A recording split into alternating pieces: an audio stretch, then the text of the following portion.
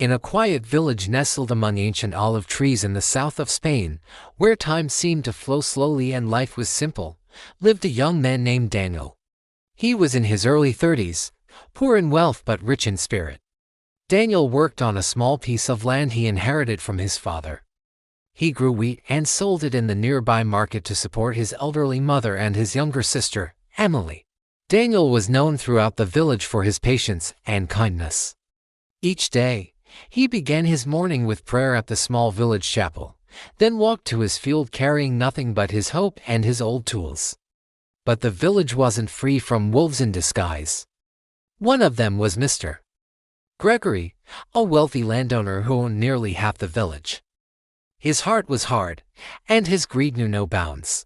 He often lent money to poor villagers with sky-high interest, and when they couldn't pay, he'd seize their lands mercilessly.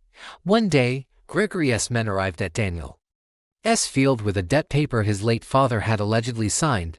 "Daniel," they said coldly, "your father's debt has accumulated.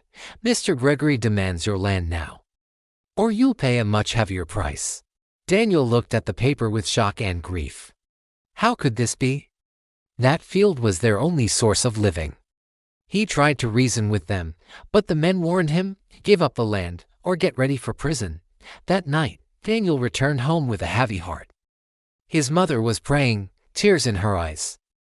She said gently, "Patience, my son.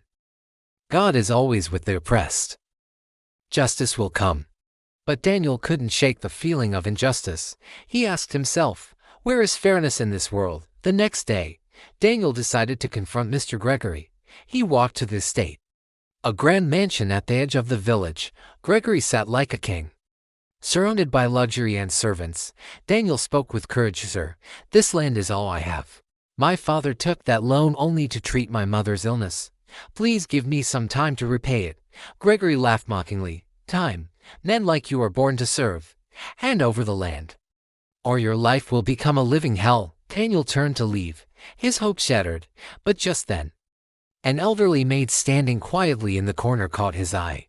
Her gaze was filled with sorrow, as if she knew something. She whispered as he passed, "Search the old ledger in his private room. The truth lies there." Those words lit a spark in Daniel's heart. That night, he met with his brave friend Michael, and under the cover of darkness, they sneaked into the estate, carefully avoiding the guards. They found Gregory's hidden study, behind the bookshelf, in a secret drawer. They found an old ledger filled with accounts, and there, among the pages, was the truth. Daniel's father owed nothing. The debt was forged. Gregory had faked the loan to steal the land.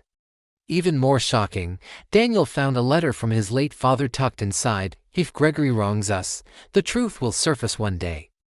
Be patient, my son, and trust in God." Daniel was filled with a new strength. The next morning, he gathered the villagers in the town square and revealed everything.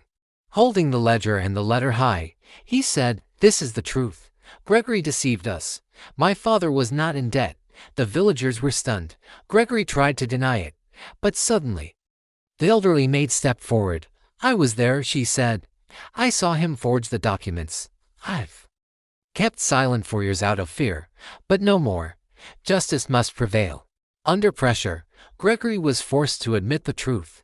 He returned the land to Daniel and was ordered to compensate him for the injustice.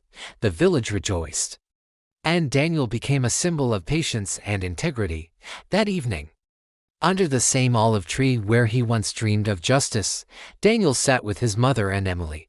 "Your faith was your shield, and your patience your sword," his mother said with a warm smile. Daniel replied, "Justice never dies, and God never forgets the wronged." Dear friends, this was Daniel's story of a tale of faith, patience, and victory. Never lose hope. Even in the darkest times, trust that justice will always rise, no matter how long it sleeps.